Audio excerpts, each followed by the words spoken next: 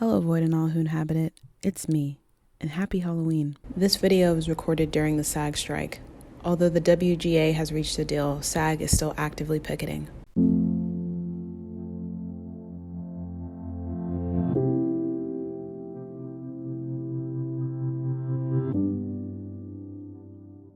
About a year ago, I did a video comparing Black as Night to Blackula after reading a handful of reviews that described the former as a blaxploitation film in a derogatory way.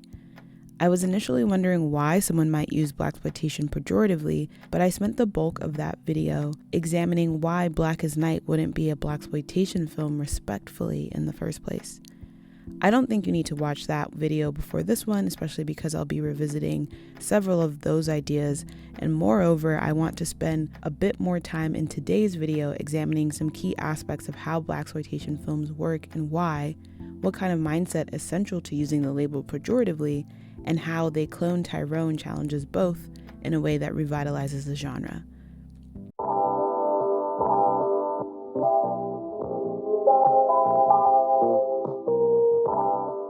It's kind of funny that my initial video veered in such a different direction given the history of the term. Blaxploitation was coined in 1972 by Junius Griffin, president of the Beverly Hills Hollywood branch of the NAACP, who felt that there was a wave of films that were proliferating offenses to the Black community in their perpetuation of stereotypical characters often involved in criminal activity. Blaxploitation was always meant to be derogatory, and although Griffin was particularly critical of characters involved in criminal activity, the term shifted to encompass a wider range of films at the time. Namely, films that were directly clashing with negative expectations for Black characters at the time and with respectability politics. Beyond this, there was an embracing of what was initially meant to be a derogatory label by both contemporaries and scholars looking back on the era. Although some contemporaries and filmmakers who debuted shortly after the height of the period still felt like the label was negative, I'm generally taking a positive approach to the term blaxploitation. To examine the genre a bit more deeply, I'm going to focus on three key traits: the zeitgeist, and by extension, the exploitation aspect of blaxploitation, the archetypal protagonist, and the establishment as an antagonist. The zeitgeist, or what's culturally relevant that may impact the story, goes hand in hand with exploitation. If you will, for just a moment, divorce yourself from negative connotations around the word exploitation.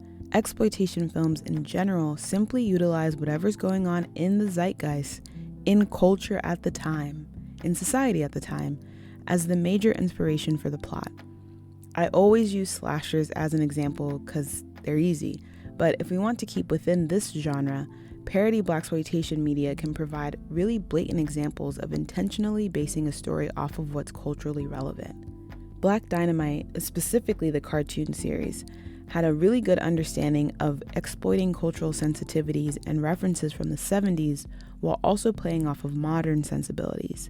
A great example is the episode where O.J. Simpson appears as a character, and this is 1970s O.J., so well-beloved NFL MVP. However, the show also plays on our contemporary connotations around O.J., knowing how his public image will pivot in 20 years. Exploitation isn't a bad thing, it's just what's top of mind right now, and how can that be part of the story? When it comes to classical blaxploitation films of the 70s, there's two cultural references that are particularly important: drugs and the Black Panthers. Storylines around drugs, specifically crack and heroin, being introduced to vulnerable communities makes a lot of sense, given that most blaxploitation films are set in inner cities, and drug abuse is a common concern explored across decades. Additionally, although the crack epidemic is seen as a major issue of the 80s and early 90s, people were already growing concerned in the 70s. We also have the Black Panther Party-esque organization or character who often exists to help the protagonist. Although sometimes our hero will be a member of the organization as well, no matter how this aspect shows up, I want to point out that it is always legitimate. The BPP-esque organization or character is not the butt of a joke or a harmless obstacle. They are a serious supporting figure or organization who can and does have the intention to help the community. In my previous video, I talked about the protagonist superpower, but I want to revise that instead to talk about the blaxploitation hero binary. On one end, we have our well-liked vigilante, the army vet, the former football player, the nurse, the detective, the government agent. They've got a respectable position in the community, and notably, their major antagonist, the majority of the time, is the head of a criminal enterprise. The well-liked vigilante may work alongside the police or the Black Panthers or both, but their goal is always to rid their community of the crime lord infusing the streets with some corrosive vice. At the end of the story, the well-liked vigilante is likely to stick around to keep the streets safe. On the other end, we have the street-smart hero, the drug dealer, the pimp turned drug dealer, or vice versa. This hero almost always struggles with police or government corruption as the root of his issue. At the end of his story, he'll likely have to flee from his city to stay safe. Also, these heroes are almost never women. Stick a pin in that for later. Shaft and Sweetback's Badass Song, both released in 1971, both get credit with starting the blaxploitation genre, and interestingly enough, these films also exhibit the two ends of this scale. Shaft is a private detective hired by a mob boss, yes, but to stop another mob boss. Drugs aren't a big issue here, but notice that Shaft teams up with a black militant while also working somewhat tumultuously with the police.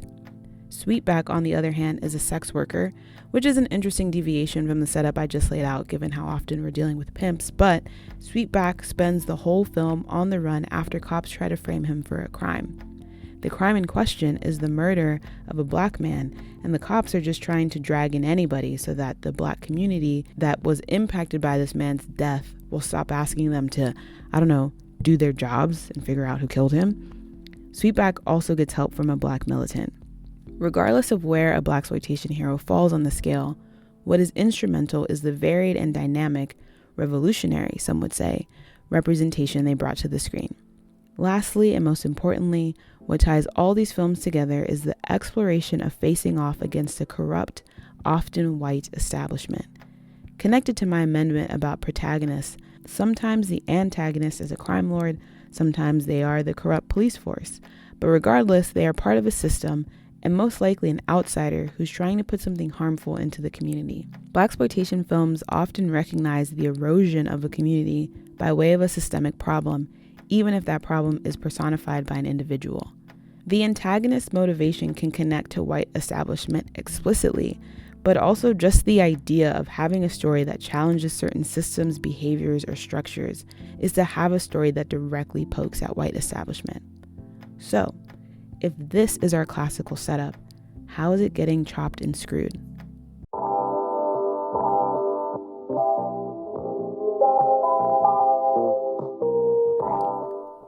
Real quick, I just want to get some naming conventions out of the way. I'm going to be talking about nouveaux and neo-blaxploitation. These two prefaces low-key mean the same thing, but stay with me. When people talk about blaxploitation derogatory to mean a low-budget, low-effort movie about race, I think what they are labeling fits the nouveau form. So for all intents and purposes moving forward, nouveau is referring to blaxploitation derogatory. Ironically enough, blaxploitation in this form is used similarly to how Griffin employed the term to be placed as a pejorative label and not one chosen by filmmakers necessarily. At any rate, this clumping of films is impacted by two of the three major traits mentioned earlier, the zeitgeist and the anti-establishment messaging. Okay, so the drugs thing. When talking about classical blaxploitation, I honed in on drugs as a contemporary concern, but pulling back further, the issue explored is that the destruction of the community is connected to structural greed and potentially the distribution of illicit materials, whether that be through a crime boss or a corrupt police chief. This is notably different than hood films, which also have inner city specific points of conflict. But one, hood films are much more likely to go the way of a Greek tragedy, and two, hood films examine the problem looking inward on a more micro level. What's the individual level of impact of this systemic issue? How do people still have to survive within the system? A whole lot of gang shit going on without the suggestion that the gangs are controlled by someone on the outside. Someone like Nino Brown exists in the ecosystem very differently than someone like Catherine Wall, for example. Classical blaxploitation approaches these issues plaguing the community looking outward on a more macro level. The parasite in question, again, is an outsider or someone disconnected from the community beyond how they can manipulate it to their own gain. I bring this up because nouveau blaxploitation understands how to point out urban issues. It returns to the classical blaxploitation focus of a greater level concern. But these stories have shifted a perspective of who is at fault for continued destruction. If we return to Black as Night as an example, the issue of the film is gentrification, but blame is placed on how Babineau, the vampire who wants to save the housing project by building an army of vampires, is reacting, as opposed to the development company that's trying to tear down the housing project in the first place. Part of this connects to what I was saying in my most recent video before this one about wanting to position the more radical mindset as the most harmful one. But I think this also reflects that if our cultural focus is no longer on investigating the degradation of a community and instead is on condemning radical individuals driven by quote-unquote overzealous behavior, a genre that often serves as a challenge to the system will be eroded as well. Nouveau blaxploitation can present anti-establishment messaging, often personified in an individual, but the person representing that mindset is often positioned as the wrong choice. On the flip side, even tame classical blaxploitation is willing to embrace a smidgen, a taint of fuck the man mentality. What I think is interesting is that even when a nouveau blaxploitation film participates in framing the anti-establishment character as the root of the issue, people will still label the film as negatively incendiary. Contemporary distaste of nouveau blaxploitation, to be frank, is often rooted in someone thinking a film is race-baity trash. Yet, even these films that are seen as racially provocative can still adhere to this cultural expectation of denouncing the more radical. There is a dissonance in a film being seen as so provocative while it is also actively playing into respectability politics, for lack of a better term. While I was writing this, I watched Cinnamon, which is a Tubi film that I've seen described as paying homage to blaxploitation. In that film, the main antagonist, James, has this scene where he's talking about how much he hates white people. In the middle of his monologue, it hit me. I think this is how some white people process conversations about race, as hate-fueled diatribes. I don't know what it was about this monologue that really took me out of the movie, but I was sat there like, damn, is this the internal processing that would make someone angry enough to catch a RICO charge? Which, yeah, I think, maybe. But I then started thinking how fruitless it must be to try to capitulate to such a fragile worldview. It's truly disheartening to think of the creation of something meant to appease or keep in mind certain attitudes and that shit not mattering. Like, your film still made white people uncomfortable. It still went too far. Nice try. And to be clear, I'm not saying Cinnamon is doing this, just that monologue made me think of that. Also, it's not that I think that folks are making nouveau blaxploitation films actively thinking, how can I make sure white people like this? At least not all the time. But I do think every piece of media that plays into respectability politics, into liberalism, which encompasses a lot of nouveau blaxploitation films, is subconsciously doing that. So whether it's an active attempt to appeal to sensitivities or a shift towards respectability or a secret third thing, the political change in the genre can easily be done through the condemnation of the radical and positioning them as the villain. However, blaxploitation, at least in the nouveau form, has also suffered from positioning the radical as a joke. The further we get from classical blaxploitation, the further we dive into perceiving the idea of Black revolutionary thought as personified by one person who is completely unserious.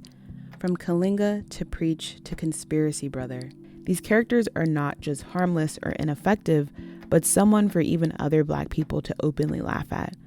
Excuse me, those are all characters from parody films. Well, yes, because blaxploitation hasn't been taken seriously since the 1980s, but you can also see Black militant behavior being the butt of the joke or an issue of concern in multiple types of media.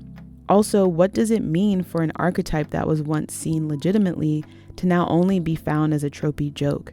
Is that not a shift that signifies something? Part of this is just mirroring society. I think one of the best lines in I'm Gonna Get You Sucka is when Jack asks Kalinga what happened to members of the Black Liberation Party, and he says, "They got government jobs." It is unfortunate yet scathingly accurate to criticize the hypocrisy that arises for a bunch of different revolutionaries across time.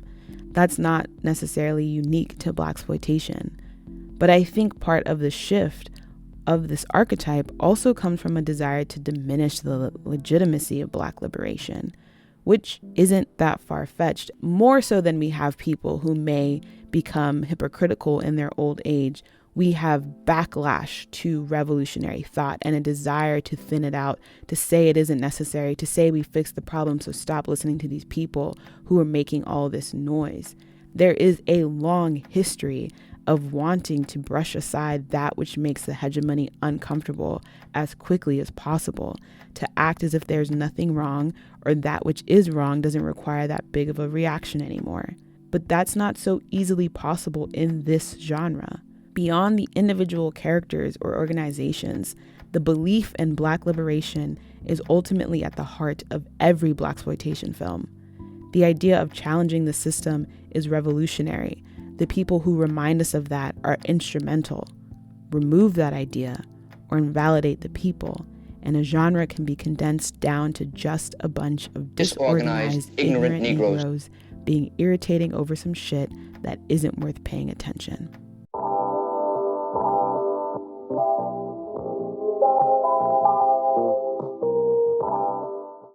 Where nouveau fails to participate in favor of embracing a less challenging ideology, neo-blaxploitation is leaning in and actively modernizing the genre.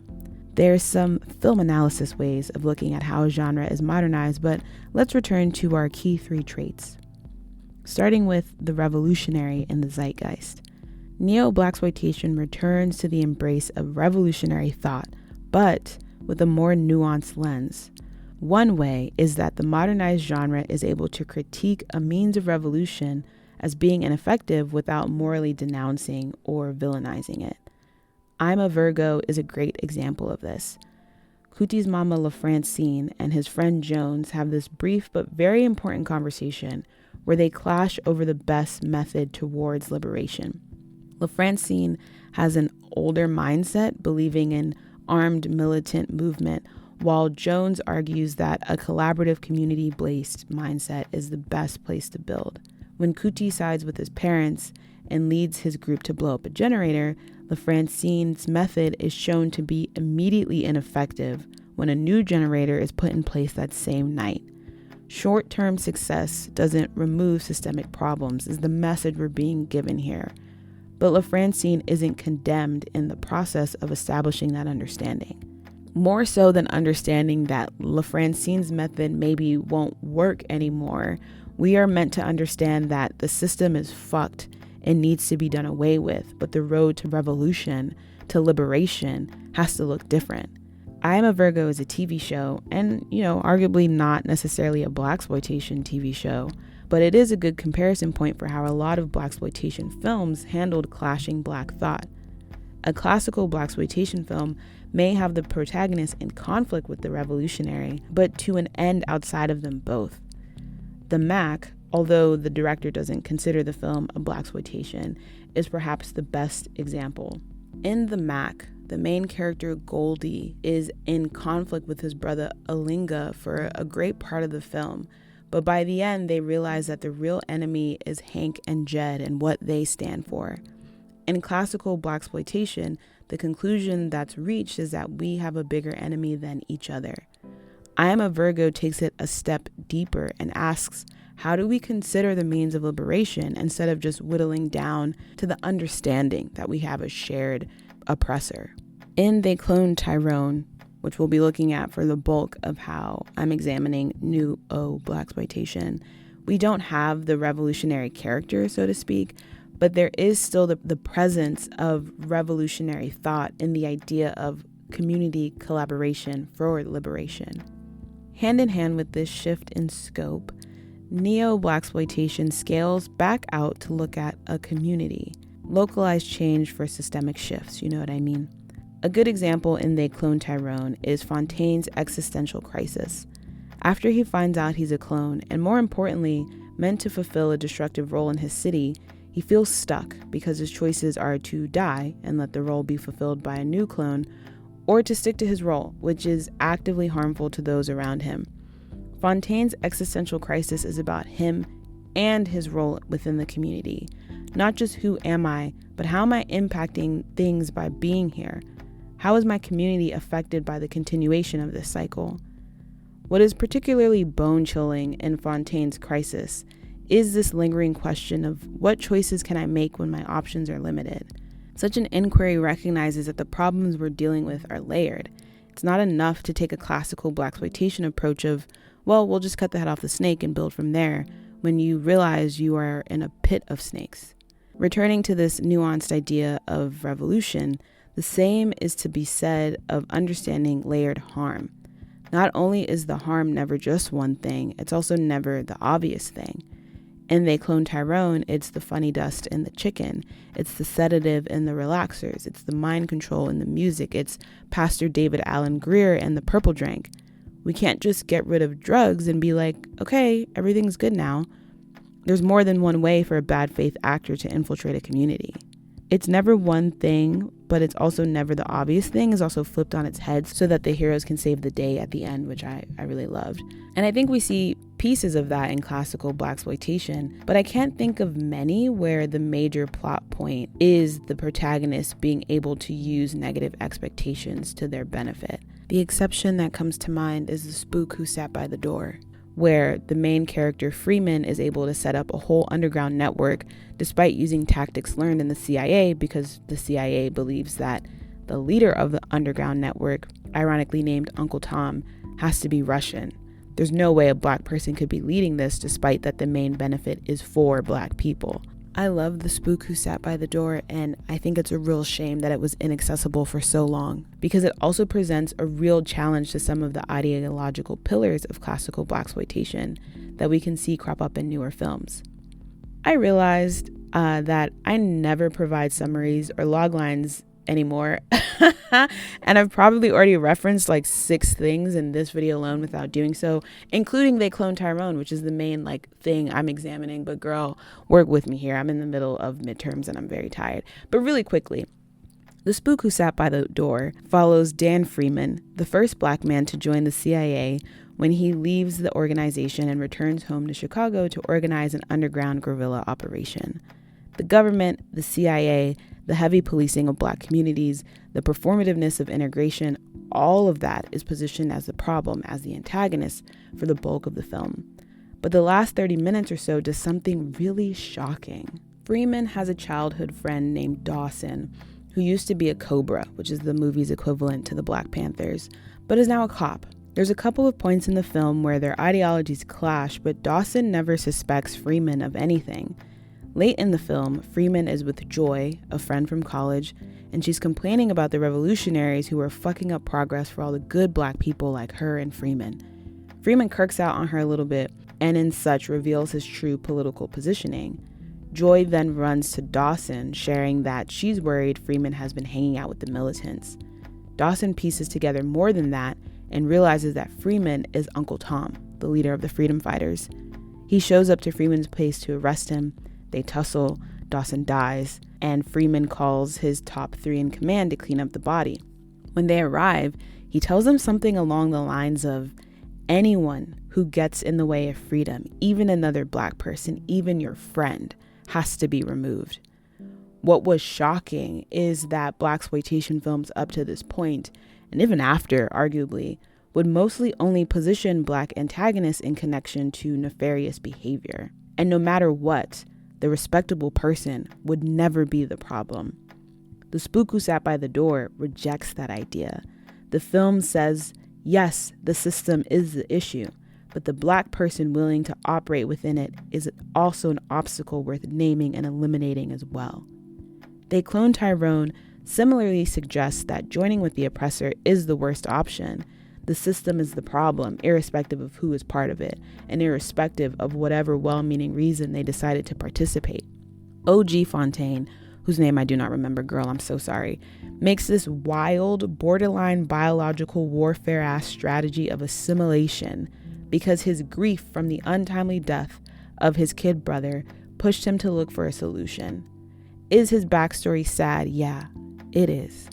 But are his actions wrong? Also, yes, the fuck, that is ridiculous. Assimilation is death, literally. And what's super interesting about how They Cloned Tyrone explores this is by acknowledging that the better life O.G. Fontaine was searching for does not include everyone. Before you even get to the eliminating black people of it all, an alleged goal for a better life still requires a tiering of life that says some people are worth being sacrificed. When you get to the end and learn who the mastermind behind everything is, it's dizzying to think of someone cannibalizing their community and calling it care. But anti-establishment isn't just pointing out that the government is corrupt. That's old news, Mary. Anti-establishment means going up against respectability. It means rejecting the idea that peace can be achieved if we all agree to ostracize a chunk of a community as forever undesirable and worth discarding. Anti-establishment means dismantling intersecting aspects of oppression. This definitely means looking at class, and perhaps by extension respectability, but it also means looking at gender. For all classical blaxploitation did to spark conversations about black liberation, it was shit at considering how black women can fit into that. I think neo-blaxploitation will include works that are willing to break down multiple layers of marginalization. Challenging the establishment and all of these facets most ardently takes form in who is centered as our protagonist in They Cloned Tyrone. To quote Slick Charles, our main three are a drug dealer, a hoe, and an entrepreneur. They fit pretty nicely into one end of that binary I brought up earlier. However, a major success to the protagonist's story is that these three don't fit what is expected of them. Slick Charles is kind of ineffectual as a pimp. He misses the days when he was pimp of the year, but returning to that glory isn't a major point of the plot, the same way Willie Dynamite's desire to be the best pimp around is, for example. Slick Charles's relationship with the women he manages, is challenged in the way that Yo-Yo is presented as an equal. Beyond pimping, Slick Charles is the first one to realize something is wrong when he pieces together that what he thought was coke in the lab is something else, that the chicken at Pope Yes. Pope Yes, what was that place actually called? The chicken at the chicken shop is laced with something that is not cocaine. Most importantly, Slick Charles leads the cavalry at the end. I'm going to say this a couple of times, but I think one of the most impactful points of They Cloned Tyrone is that these are not solitary heroes on their individual journeys. This is a story about community from beginning to end, which we see with Slick Charles calling in the cavalry, but we also see it really poignantly with Fontaine. Again, part of Fontaine's internal conflict is, how can I act if all I'm meant to do is be a detriment to my community? What's interesting is that he comes to his solution in part by being in community with others, as opposed to saving his community in the role of a hero who might have lost someone, is perhaps semi-revengeful, but is otherwise extraordinary and seen as an outlier in his community, which is what allows him to save others. Classical blaxploitation having a hero who beats the big bad or manages to live to see another day is such an individualistic approach to a solution. Ironically, just one person getting out or being the superhero level of excellent is less revolutionary than amassing a collective. Regardless, They Cloned Tyrone recognizes that change can't happen alone. You need a Slick Charles, you need a Yo-Yo, you need a Young Murder and the whole lowrider community, both to win and to keep going. There's a really sweet moment towards the end of the film when Fontaine bashfully agrees to join Slick Charles and Yo-Yo on their goal to liberate more clones. And they say yes because they need him too. Additionally, They Cloned Tyrone presents a different challenge for Fontaine than classical blaxploitation. If we return to that binary of the past, Fontaine fits on the side where he'd be in a story that requires him to run for a large chunk of the film. Instead, he and his community has already been caught, and the goal of the antagonist is to keep them in the cage. How then does this type of protagonist escape? Eventually, the film reaches the point that escape is not enough. You have to destroy the cage. But at first, when given the choice of you can either fulfill your role or you can die and be replaced, Fontaine doesn't think of a third option to run. I think a classical blaxploitation film would have pivoted to focus on Fontaine's escape from the city. Instead, he stays put. If I die, nothing changes, but why should I fight if everything stays the same? Fontaine's low point is part of just storytelling in general evolving to have more dynamic protagonists, but there's also something so particularly Black about knowing what you're about to do feeds into a negative stereotype or a negative behavior, and doing that shit anyway because you're just worn down. I've felt this in situations connected to anger in particular, where someone is provoking me, and even though I know I shouldn't, I'll get to the point where I'm ready to just lean in and let it rip like Beyblade, even though I know that I shouldn't because I'm just tired. Contending with this feeling that the best option ahead of me is terrible, and yet it feels like the only thing I can do is much, much more human. But it's also notable that Fontaine's initial response is not to be heroic, nor is it to run, but just to give in within a genre where the hero is so often so willing to get active. When Fontaine is crushed, there's a recognition that it requires a different type of strength to pull out of that emotional state. Fontaine doesn't just learn that he is a clone or that he has a specific harmful purpose, but that everything he thought about his personhood has been manufactured. His mother is a recording in an empty room. How do you human after being told you are less than? It's a heavy-ass question, and I think the film's answer to this is Yo-Yo, who keeps pushing, keeps searching for an answer behind it all. The whole setup of their city is commenting on the reality that the desire to do something, go somewhere, become someone, can be inaccessible simply because we live within a system that does not want you to achieve any of that, and the system will put up every roadblock to hinder you.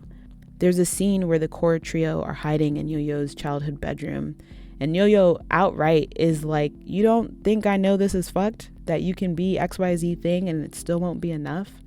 It's not that this specific place is bad, it's that the options for anything else are stripped away from people.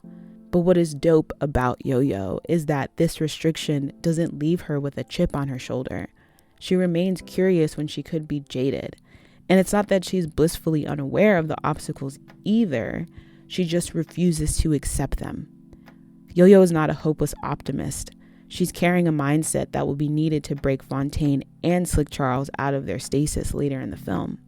We initially see hints of that when our heroes are first running out of the lab and get caught by Mr. Charlie, Agent Charlie, if you will. He says the magic words to freeze Fontaine and Slick Charles, and the only person with the literal agency to do anything is Yo-Yo. Agent Charlie uses his control over Fontaine to stop her, and during which he says, "Do you know what makes Fontaine and Slick Charles and Chester different from you?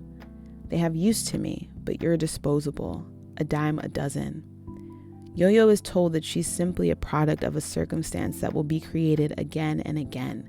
She isn't integral to the creation of the environment, and her degradation is hardly worth paying attention to, according to Agent Charlie. Despite this suggestion that Yo-Yo has no worth, the narrative consistently shows that she deserves to be heard, that she has value and impact. On a story level, this works well to have a great character and great payoff. On a genre examination level, the scene is an interesting meta moment. If we return to the classical blaxploitation protagonist binary yet again, we'll find that the split doesn't work so cleanly for women. While we have Cleopatra Jones and every character played by Pam Grier fulfilling the heroic vigilante side of the spectrum, the alternative isn't a morally ambiguous protagonist, but a damsel in distress.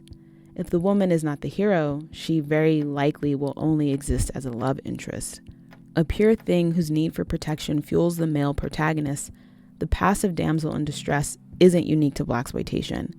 What is specific to the genre is that the morally gray, arguably active role for women is often as an antagonist or as collateral damage. The women who could be Yo-Yo's prototype exist to be capital E evil, to die and serve as a plot point, or to be chained at the feet of villains and heroes alike. Yo-Yo lives in an untapped space in the genre. She's not a respectable hero. In classical blaxploitation, her position in her community would make her an unacceptable love interest and more primed to be disposable. But Yo-Yo doesn't exist solely to be ogled or kept harmless, nor does she have to be flawless to have power or purpose. It may feel like such a small thing, especially in the year of our Lord 2023, to write a rounded female character, but it is such a pivotal and needed change in every genre, honestly, but especially one so closely connected with social commentary. The other phenomenal thing about the protagonists in the Cloned Tyrone is that they flip the script on one of blaxploitation's weaker tropes, in my opinion. Classical blaxploitations tend to have endings that focus on individual progress, as I've mentioned a couple times. Even if the community was saved, the focus is on the respectable vigilante who walks off into the sunset, or the street-smart hero who survives only to be alone and on the run in perpetuity. The Cloned Tyrone carries on in the tradition of getting the fuck out of Dodge, but changes that escape to be a choice, not a necessity. Going further, Fontaine, Slick Charles, and Yo-Yo decide to move as a unit, liberating others across the country. I mentioned that nouveau blaxploitation fails to recognize that the problems within these narratives are systemic. But I think classical blaxploitation similarly had a weak spot when it came to presenting solutions. As such, neo-blaxploitation is doing something different by amplifying the revolutionary thought that change is a community effort. One person is not going to complete one action that will topple a system. We all have to work together, and we have to keep going. The fight isn't easy, nor is it quick, but change is possible when we care for and commune with each other.